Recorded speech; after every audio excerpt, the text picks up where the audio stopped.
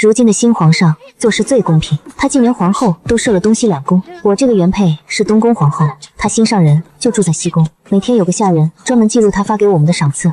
东宫娘娘发头花1朵，西宫娘娘发好布1匹。只要是我有的，他都会给那个女人一份，就连陪我们俩的时间都完全一样。8年下来，代表公平的小本子记了厚厚的一大叠。后来东西两边同时起了大火。他说西边火大一点点当做借口，就先去救那女人。如今重生，我俩同时收到嫁给他的那一道圣旨。他低着头，进门之后绝不许争风吃醋，凡事都要平分。我只是轻轻一笑，根本没有接圣旨。小女早有婚约在身，实在嫁不了。圣旨同时送到了我和他的面前，一点不偏心。他低垂着眼，非常乖巧的接旨，我却根本没动。宴会现场瞬间安静了，宣旨的下人满脸为难，拼命的在给我使眼色。江家大小姐，这可是当正房的旨意啊，这可是太子亲自去为您求来的。上辈子也是这样，我当了正房的妻子，他当了偏房。他出身实在太差，皇后原本是根本不许他进门的，是太子保证今天定下正妻再娶她当小妾。皇后娘娘听了之后，这才勉强同意的。而我只是他为了娶她随口定的挡箭牌。太子非常惊讶的抬了眼。今天他穿着一身深色好衣服，头发高梳，黑眼睛里面带着一点点冷意。曾经我就是被他这副高冷的样子给迷住了，我总以为有一天能把他捂热。他微微皱眉，你为何不接旨？你突然说你自己有婚约，我可从来都没听我母后提起过这事。我弯下膝盖行礼。我从小就和谢家少爷定了亲，谢家这些年一直在边关打仗，完全没消息，婚事才耽搁了。但我只愿意等他。他的脸色瞬间就彻底冷了下来。你这丫头，是因为我说进门之后凡事都要平分，所以才不愿意嫁的。我对谁都不偏心，难道不好吗？我沉默了一小会儿，忍不住笑了。曾经我觉得他一碗水端平，谁都不偏心是件好事。可进门不久，就有下人专门拿小本子记账，每天他给了什么东西，陪了我们到底有多久，不管多小的事，全都记在上面。为了不让心上人吃亏，也不想别人说他冷落我这个正室的闲话，他把这绝对公平做到了极致。可是大娘子和小娘子总得有个大小之分吧，他却下令所有的下人们都只能叫我们主子。今天他跟他多说了几句话，也就跟我说上几句话，平时绝不多说一句。我过生日那天想让他多说句，却被他直接甩开手。谁也不能坏了我定下的规矩。我也只好安慰我自己，这样的绝对公平其实挺好，谁也不偏心，少了争锋的麻烦。可后来连送来的2顶漂亮帽子，从珠子大小到数量都必须要一样。我家境很好，我娘从小就把我当个宝，她怕我在太子的屋里受委屈，自己花钱找了工人，把我帽子上的那些珠子换成了更好一点的。这点小区别被那个女人给发现后，她咬着嘴唇，委屈的直掉眼泪。那天她发了极大的脾气，每一句话都像刀子一样。一顶帽子要做手脚，非要争宠，压过他一头，你才甘心吗？最讨厌女人互相争风吃醋了。你这样充满心机，可真是难看啊！以后怎么配得上当大皇后的身份？他直接让人抠下那几颗不一样的珠，又罚我去祠堂前跪了一夜。月光冰冷，砖头很硬，我膝盖跪青了，从此落下病根，也没换来他半句关心心疼。时间飞逝，他最先怀上了孩子，可他身体太差，最后孩子还是没了。当晚，他居然也给我端来一碗苦药水。他刚没保住孩子，正难过着。你暂时先不要怀孕生孩子了，免得破坏公平，让他心里更加难受。直到他当上皇上，封了东西2宫皇后，那场大火，他红着眼眶看着大火，仔细比较后，西边的火势更大一些，他的处境更加危险，先救他！我就这样倒在浓烟大火之中，烈火烧上我的裙子，让我从里到外都疼。闭眼的那一刻，我才懂，看似最公平的做法，其实才是最偏心的。就像一碗糖水，喝到最后全是苦的。所以重新活一次，我绝对不要再嫁给他了。江小姐，你还没有回答我的问题。他眼神锐利，紧盯着我。上辈子我跟他连表面客气都算不上的，从头到尾他都用公平、小心翼翼地掩饰对那个女人的偏爱。我不懂他为何这回非得追问我一个答案。我从小脾气不好，被家里人惯坏了，实在当不了正妻的位子。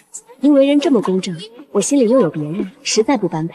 您还是另找别人去吧。他的脸色更难看几分。过了好半天，这圣旨我绝对不给你第2次，你以后可千万别后悔才好。回到家里，我娘对今天我当众拒绝太子赐婚这件事情也早听说了。她心疼问我，嫁给太子这么大好机会，乖女儿你当真不要吗？谢家那小子这么多年没回过京城，还不知人在不在。我清楚我妈的担心，怕我退了太子的婚事，谢家那边又结不成亲了。我笑着安慰我妈，谢家哥哥绝对不会不认账。因为上辈子我刚嫁人不久之后，谢云安就回来了，而且还立了大功。只可惜那时我当了太子妃，跟他再没可能。皇宫池塘边上，我刚好与他擦肩而过，他停下，满脸落寞，看着水池里的波浪。如果当初你愿意再多等我哪怕1个月，我们也就不会错过了。我低下头，很冷淡地说：“大概有缘无分就是这样，强求不来。”谢云安确实是个好人，对得起天下，对得起老百姓。他重情义，可惜我错过了。告别我娘，回到小院后，我拿起笔写信，寄去边关。我已经成年了，当年婚约算数吗？你若真心想娶我，想跟我过一辈子，请快点回来，别让我再等了。没几天，城里又办起了大聚会。我戴上红玛瑙金簪子，穿的也是江南刚送来的高级好布，再也不用为了一块布、一根簪子故意去迁就那个女人，把自己打扮很素。刚走进宴会，就感到了一道阴沉的目光，他眼里闪过一丝惊艳和意外，紧接着又假装没事移开了视线。我想了想，上辈子这个小聚会，太子他根本没来参加，但看到他身边的那个女人，我全明白了，他是为了陪心上人才会自降身份来这。坐下来后，有道目光一直偷偷落在我身上。跟我要好的千金提议去打球。以前我性格活泼，胆子大，为了他，我收起了脾气，磨平了棱角，当好一个不争不抢、大度懂事的那个大娘子。等我换好运动衣，拿着球杆上了运动场，意外发现那个女人在。她身体不好，性格也弱，上辈子就因为她不喜欢打球，她为了保持所谓公平，不准我玩。我收回目光，什么话都没说，直接上马。因为我干脆利落动作，惹得聚会上一阵惊叹欢呼。我目光看到她，她紧闭着嘴，脸色非常难看，估计是在担心那个女人，我也就没多想。比赛开始之后，我玩得痛快，骑着马儿到处猛攻，连续进了几个球，赢了那个女人那队。她吓得白着脸色，回到了太子身边，不知道跟他说了些什么，眼泪直往下掉。他非常温柔耐心地拍着她的背，把她抱进怀里。我看了一眼，轻轻转开目光，原来他真正宠人就是这样子啊！他的规矩，他的公平算计，从头到尾只针对我一个。聚会快结束之前，他直接拦住了我。太阳落下，云彩遮挡他那高高的眉毛下面一片黑影。他声音冷淡：“你连续进了好几个球，赢了那么多局，你也该一人赢一局，让让别人。”我听完觉得离谱，没忍住当场笑出声。我自己靠本事赢了，凭啥要让给他？打球就是随便玩玩而已，连这个都要我让他，您管的也实在是太宽了吧？说我没法听您的话，这一次我不会让，以后更不让。他完全没想到我说话这么狠，他紧皱着眉头：“你是大家闺秀，学的东西本来就比他多得多，这样赢他，你难道就不会觉得欺负人吗？”我心里突然冒出一股烦躁，我笑着看向他身后的那个女人：“他出身不好，学得很少，这跟我有啥关系？要是玩输不起，以后还是千万别跟人比赛的好。”他还想继续说啥，那个女人拉了下他的袖子，带着哭腔：“殿下，都怪我自己技术差，我并没有觉得不公平，您不用再替我出头了。”他越是这样说，他看我的眼神就越冷淡，满是讨厌。我不想在他们面前待下去，直接扭头走了。穿过一片漂亮花树，香气扑鼻，一个长得清秀的少爷红着耳朵叫住了我：“江小姐，我看你打马球非常帅气，心里喜欢，能不能娶你回家？”我愣了愣，完全没想到他会这么直，最后我还是拒绝了他。突然想到，上辈子要是我没有嫁进东宫，没有嫁给那个男的，我也会有好结局。花树后面一片衣服角闪过，他不知道在后头跟了多久，黑着脸走了出来。“那天你拒了我的圣旨时，不是说自己有婚约吗？难道这都是骗我的？”我真不明白他为什么要这样逼我，他不该陪在心上人身边吗？竟然偷偷追来了。拉开距离后，我非常平静冷淡地开口：“我自己的婚事不用您来操心，您跟我非亲非故，谁向我表白，这跟您没有任何的关系。”他握紧拳头，隐隐气急败坏，沉默看着我，突然冷笑：“你的婚事确实跟我没关系，但谢将军是朝廷人才，我只是为他担心。”这辈子的太子脾气古里古怪，很难相处。算着谢云安回来的日子，我尽量待在家里边，哪都不去，直到家里面的一个堂妹过生日，实在推脱不掉，才出门吃饭。有时候事情就是这么巧，我又见到了那个女人。想来也是，京城就这么大，大家互相沾亲带故的。他有意给他拉关系，让他和各大家族混熟，所以每次聚会总少不了他。一直只穿破布的他，居然也换上了好衣服。一群千金把他围在中间，七嘴八舌问：“宋姑娘，你是不是马上要进宫了？太子殿下可真宠你，还给你做了新裙子，这条高级布料裙子，前几天聚会上才见江小姐穿过一次而已。殿下马满就让人照做了一件。我这才注意到，她身上的裙子跟我之前穿过的款式很像。她死死抿着嘴，想哭的样子。江姐姐，我真不是故意学你，是我刚来京城实在没衣服穿。这条裙子是太子送给我的。我放下手里茶杯，他还真是喜欢把一碗水端平。哪怕我不嫁给他，这裙子是我妈专门给我做，她也要仿造一件差不多的送给那个女人。只要我有的，那个女人也总会有一份。上辈子我讨厌死这种感觉了，她就好像是一条甩不掉的黑影子，但这辈子他们都跟我无关了。这好布料确实好，只是这衣服颜色太艳了点。你这身体这么弱，还是穿浅色的更加适合你。他当场僵了一下，身体发抖，眼眶红得更厉害了。我其实没说什么难听的话，但他居然这么在意。围在周围的千金小姐们也都散开了，生怕一不小心说错了什么话。吃过午饭，暖风吹着，风景很好。几个千金小姐聚在亭子里面，提议下棋，打发下时间。这群人里，数你下棋最厉害，快教教他们。我停顿了一下，苦笑着摇头。好久没下棋了，可能都退步了。你不是跟齐胜学的吗？他老人家才走不到半年，你怎么说自己好久不下棋？我说的是上辈子。皇宫里，他每天忙工作，根本没空陪我下棋。他下棋的技术跟我差太远，但我又不能每次都赢他，赢了就是破坏公平，要在本子上记一笔账。时间一长，棋盘上全是灰，我就再不想碰了。我刚被拉着坐下，站在旁边一直没吭声的他，突然柔弱胆怯的开口：“我也想陪江姐姐下几局棋。”他抬头看我一眼，眼睛里明明藏着讨厌和分出高低的野心。我突然发现，他并非真的不争不抢，柔弱到了极点，需要太子什么事都计较让着他。好在这一次，我不用让着他了。我3岁摸棋，5岁跟着齐胜学习，别说是那个女人，就算是太子本人也下不过我的。几局下完，展现实力，非常轻松地把他逼入死局。我以为他这回总会服输的，他却输红了双眼，咬得嘴唇发白了。加上旁边小姐们起哄，他拔下头上一根非常高级的白玉簪子，上面雕刻着雪花，一看就是皇上赏赐。江小姐，我们拿这根簪子当赌注，再来下一局。我摸着手指间圆润的棋子，眼眶突然有些发酸。这根簪子大概是太子给他的定情信物，处处都讲究公平，大公无私的人，这簪子却从来没给过我，没有平分过。走神那一刻，一颗石子飞过来，重重打在我手背上，因为太疼，我手指一发抖，放错了棋子位置，结果让他赢了。这次换成我主动拦住了太子的路，暗中偷袭，这次怎么不说欺负人了？他下手非常重，一转眼我手背上就青了一大块。堂妹心疼坏了，赶紧找人弄来些碎冰块给我敷在手上，可他却装作没事人，他也确实没把这当回事。那根簪子是我送给他的，你绝对不能赢走。您太多虑了，那种破簪子，就算白送我也绝不会要。他脸上无所谓样子消失，脸色瞬间变黑。就在我转身要走时，江姨，去把那婚事退了。边关一直在打仗，谢家那小子根本不可能回来。突然间，一道年轻气盛、好听笑声从背后传过来。是谁说我不可能回来？一个高大的身影拨开旁边树枝走出来，身上的拉风披风比春天满树红杏抢眼。太子殿下，您真当我是没命了吗？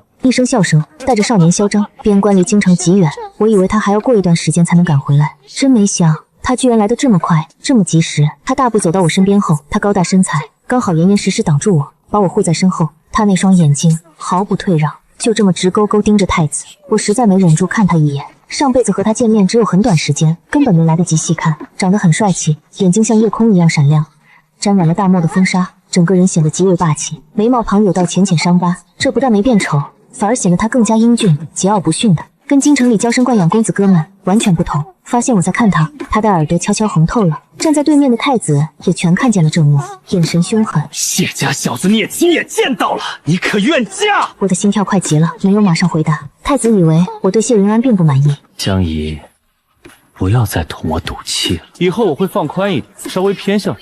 稍微偏向我一点点，就像给天大的面子。不需要您破坏那规矩，专门来偏心我。我想要的是全部，彻彻底底的偏爱，一丝一毫也不分给别人。显然这是他根本做不到。江小姐，不要得寸进尺，闹得太过了。我为你破例已经很难，我是当皇帝的，不可能只宠谁。看我根本不听，太子发火，甩袖走了。树林花影下，只剩下我和他2个人了。他陪我散了会儿步，才盯着我看。我路上跑费几匹快马，才赶了回来。我赶上了吗？他平时霸道的样子，在我面前温柔又无措。我本来想逗逗他，但想到错过的上辈子，轻轻笑了起来。刚刚好，你回来的刚刚好，我没有接近宫的圣旨，也没对其他人动半远心。我还给你带了礼物。我有些惊讶，他一路从边关赶回来，这样匆忙，居然还给我带礼物。手心里握着一条特别的项链，这项链是我亲手做，上面的石头是我在荒漠上一颗颗挑的，每一颗都独一无二的，可能没别人做的那么好看。很好看，这条全世界唯一的项链，我很喜欢，可以帮我戴上吗？他愣了一下，耳朵红得要滴血，声音有些沉，有些发抖。可以吗？当然可以，我们是有婚约的。他这才小心靠近一点，弯下腰，能听见他跳得又快又急的心跳声了。修长的手指，小心又认真地帮我戴上那串项链。他回到了京城里，我和他的婚约就要正式履行了。定亲那一天，我脖子上就戴着那串独一无二的项链呢。请帖根本没送去东宫，太子不请自来，身边果然还带着那个女人。我与他换生辰八字时，太子眼神发暗，脚下好像没站稳，稍微摇晃了下。那个女人死死盯着我脖子上那串项链，突然低下头，小声开口：“那串项链我以前从未见过，姬家姐姐有，我也想要。”太子竟然没答应他，他眼眶真的是说红就红。殿下不是向来最讲公平的吗？说过，只要江姨有的东西，我都会有。我愣了一会儿，原来太子私下这样答应他。上辈子在宫里我多扯一尺布料，都会有下人死死盯，多拿那一尺，要么还回去，要么在其他地方补给那个女人。所有东西都可以平分清楚的，但唯独人的心，要是平分了，人也就没法活了。这也是第一次。太子低了低头，露出不高兴样子。可他看到他眼角的泪水，还是厚脸皮上前问我：“江小姐，你这串项链到底是从哪里买的？或者你画个图样给我，我找人照样子去打。”我紧握住脖子上的项链，这辈子我远离了他们。谢云安冷笑一声：“这是我亲手做的，根本没图纸，我也只给了他一个人。宋姑娘再怎么喜欢，也别去抢别人，这是起码的家教。要是姑娘家里没教好，那就只能外人教。”他长得好看，眼神又锐利，身上有战场磨练出的霸道气势的。只是轻飘飘从他身上扫过了一眼，他吓得浑身发抖，脸发白，一副想哭又不敢哭的样子。太子想护他，但面对背景强大的谢家少爷，只能黑着一张脸。2辈子来，我心里憋着的这口恶气一下子消去不少。我和他的婚事就定在了半个月之后。第二天，我去化妆铺里买些东西，结果又撞上那个女人。她戴着闪亮的首饰，故意从我面前走过，用手帕捂着嘴巴，似笑非笑。连我身边的丫鬟都实在看不下去了，气得直跺脚。小姐，您都不当太子妃了，他居然还要处处学着您。谁都看得出，他那首饰上的宝石颜色跟您项链上的颜色差不多啊。姑爷给您独一无二的宝贝，他也非要弄个差不多的，真是叫人恶心死了。我只看一眼，就把目光收回，毫不在意地笑了笑。随他学去吧，学得再怎么像，也是个假货，永远不一样。这一刻，我突然对他的恨意都变得淡了，只觉得他很可怜，永远在模仿别人，只能当别人的影子，让太子打着公平旗号，多施舍给他一点点偏心宠爱，就像是藤蔓一样，只能靠着别人才能活。结婚前几天，我老实待在家里准备，以为从此跟他再没啥关系，没想到他还是找上门来，说要和我见面，单独聊2句。我不想再见他，让人搬来一块屏风，我就隔着屏风跟他说话。他声音低沉，一开口便是问我：“江姨，你到底后不后悔？”我稍有惊讶，没接他的圣旨，我绝不后悔。从他声音听来，后悔的人其实是他，不是我。我实在是不明白您的意思。他猛地屏住呼吸。他脖子的那套首饰，你真的不想要？我找了好几种宝石，才特意给他做那套首饰。他声音多了丝着急。我可以让人做套一样的送给你。还是平分，还是谁也不亏欠谁？我低头，实在没忍住笑出声。殿下，不是所有的东西都能公平的分成2半，完全一样的东西就不特别，而我想要的是独一无二。过生日那天，厨房给我做了一碗长寿面条。明明不是他过生日，他居然也能分到1碗面，我突然就没胃口。那碗面最后放凉了，粘在一起，我一口都没有吃下去。轮到他过生日，他不爱吃面，太子专门给他找了江南点心师傅，按照老规矩，同样的一盘子糕点也送到了我屋里。可他从来没有问过我到底喜不喜欢吃甜食，我一点都不喜欢吃。那盘糕点同样也凉透了，我照样一口都没去碰。他沉默之后，带了几分生气：“我是太子，江姨。你为何非要让我这么为难？他从来没要过独一无二的东西，你就不能学学他一样？你出身名门大家，应该比他更加懂事顾全大局。所谓懂事，就要处处忍让，事事都要平分。那样的苦楚，我上辈子忍过了，这辈子不忍。绝对不能！我就是我，做不了他那么大的。您赶紧还是回去吧。时间过得很快，我和他马上就要成婚，他亲自送来了彩礼，一点不比上辈子太子给的差。我爸来到院外，拉着他说话：“女儿被我们宠坏了，你以后多让着她些。”他听得非常认真，回答非常干脆：“岳父大人放心，结了婚以后，我整个人都是他的了，家里事儿都听他的。”结婚之后，我就要离开京城，陪他去远方边关。长大后，从没离家这么远，爸妈心里总归放不下。丫鬟陪我一起点算礼物，她看了一眼嫁衣，惊叫了一声：“这好木料，只有外地才买得到。您快看看，这嫁衣上绣着的花纹，好特别，好精致，我都没见过这么美。估计都是姑爷亲手画的，真想不到打仗大老秃画的手艺能这么精致。这嫁衣，全天下绝对没同样的。姑爷对您可真是太好了。”我平时不爱吃甜，但现在嘴里像被人塞颗糖，从舌尖一直甜到心窝。站起身，隔着窗户向外面偷偷看一眼，他刚好发现我在看他，转过脸对我微笑了。不管何时，他看我的眼神都认真又好专心，好像我就是他的整个世界。院子树叶晃动，阳光刚好照在他好看的帅气脸上，我的心像被什么猛地击中，赶紧关上窗户，可心脏快跳了好久都没能够平复。结婚前几晚，家里来了个讨厌鬼，那女人来找我，她还是那副弱不禁风老样子。宋姑娘，有话就直说吧，过几天我就要结婚了，现在需要早点休息。她表情僵了一下，满脸怀疑地看着我。江小姐，你真不打算嫁他？谢家怎么能跟太子比？我听得实在不耐烦了，想叫丫鬟过来赶人。江姐姐，你不该让他为难，你该多体谅他才对的。这套首饰，你要是喜欢，我就直接送你。姐姐要是不喜欢太子殿下的平分规矩，我愿意当小的，低姐姐一头，别让他为难了。姐姐还在跟他赌气吧？才会随便嫁别人。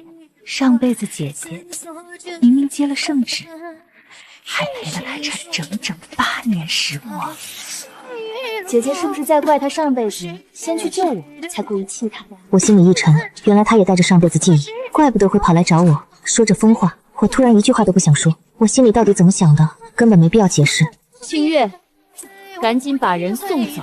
他突然死死抓紧我的手腕。江姨，这回你赢了，这辈子你要嫁给别人，害他总是到处发呆，还对着我喊你的名字。丫鬟着急跑来，想要一把拉开他的手，他突然大哭，装得很委屈，把那首饰硬塞进我的怀里。我赶紧躲开，推拉时候首饰掉在地上，上面的宝石全摔碎了。干什么？太子赶到了，他咬着自己嘴唇，眼泪像断线掉着。他看了眼地上碎首饰，又看了眼哭得可怜的他，心里就认定是我干的坏事。江姨，你得不到就要把他有的东西也全毁掉吗？你怎么能这么自私善妒？是啊，上辈子我听到最多的骂就是争风吃醋。我家境本来比他好，哪怕多带根簪子，一个手镯，也是用心险恶，非要压他一头。不管我怎么忍让，在他眼里永远比不上那个女人的。从一开始，他的心就是偏的，哪里有公平可言呢？我忍不住冷笑说：不在乎的破烂，不值得我去争抢，也不值得毁。地上的首饰是这样，人也一样。宋姑娘，你的演技太烂，也只有偏心你的人才信。他马上听懂我话里面的意思，脸色变了变，藏住心底的慌张。我并不是这个意思，这套首饰你要是真想要，我可以送你，但你别抢别人的，他比不上你，什么都没有。我半句话都不想再听下去了，直接叫保镖把这两人轰出去。殿下，我马上就是结了婚的意，以后私下见面不合适，真心希望你们两个别再出现在我的眼前了。一场闹剧没起什么波澜影响，我和谢云安的婚礼还是照常举行。就在我出嫁那一天，听说她也定亲了，重新找了个太子妃，是脾气特别好的张家小姐。听说那姑娘愿意守她奇葩规矩，凡事都跟她的心上人平分。这消息传到我耳朵里，也没影响我一点点心情。谢云安抱我从轿子里下来，跨过火盆，一切顺顺利利的。到了晚上，掀开红盖头，看我看呆了好久，耳朵红透，眼神很热。我逗他：看傻眼啦？是不是觉得你自己娘子特美？他压低着声音了一声：娘子，我这辈子总算如愿以偿了。你不知道，上辈子那次分开，我心里难受了多久。我就想，如果要早点出发，跑快一点，是不是就不会错过你，不让你嫁给别的人了？我突然想到，上辈子嫁给了太子，而他一辈子都没结过婚。春夜漫长，汗珠落在我的身上，他固执，非让我看着他的眼睛，一遍遍叫他名字。娘子，我是谁？你是相公。再叫相公，这一声相公好像戳中了他的软肋，他全身在发抖。结完婚第3天，我收拾好行李，准备陪着他一起去边关了。出发那天天气很好，阳光明媚，我坐进车内，谢云安非常细心地帮我放好车帘。车帘放下的那一刻，我无意看见城墙上站着个表情阴沉的人影。太子盯着我看的眼神带着满满的嘲笑，估计在笑我放着好日子不过，居然陪着别人去了边关那荒凉地。车队刚出发前，太子身边的下人带来了一句话：并不是所有女人都像你一样争强好胜的。这句话惹得送行的好姐妹们议论纷纷。这太子爷真没度量啊！是不是在内涵你？你都嫁给别人了，他居然还念念不忘。我笑着打断他们的话，留给了我和太子之间最后的脸面。太子我马上也要结婚了，他刚才说的绝不是我。我和他走了足足半月后，到了边关军营，日子没想象的那么难熬，反而比在皇宫里面轻松自在多。谢云安找人给我建了个院子，白天里带着我去骑马射箭，去抓老鹰，晚上回来他拿着大铲陪我一起种下葡萄树。这儿早晚温差大，葡萄非常甜，到时候就可以酿成葡萄酒了。到时候我们一起喝。说到这，他声音发沙，酒还没有喝到肚，人就快要醉了。到了年底过年，谢云安才抽出点空陪我大老远跑回了一趟京城里。娘一见我就掉眼泪，女儿瘦了，在那边过得好不好呀？衣服够不够？钱够吗？我笑着给我娘擦泪。我哪有变瘦？谢奇安专门养了好多牛羊，想吃哪一个，只要手一指，晚上就烤好端到我面前了。过得很好，他将我照顾很好。京城连下了场雪，皇宫里全铺满厚厚白雪。以前的好姐妹，那些闲不住的千金小姐们，又办了一场赏雪的聚会，最爱凑热闹，每场必到的那个女人居然没见人影。按理说，她现在当了小子后，身价变高了，这些聚会不是更该请她来？我喝着小酒，吃着谢云安烤好递过来的肉片，才听那些千金们神神秘秘说起太子出事了。张小姐人很好，嫁给太子后根本不愿争强害人，可太子的奇葩宫廷规矩定得太严，她一月到头也见不到太子几面。想要让他多陪陪，这么简单的要求都成了做梦了。太子在小娘子屋里待多久？才在他屋里待多久？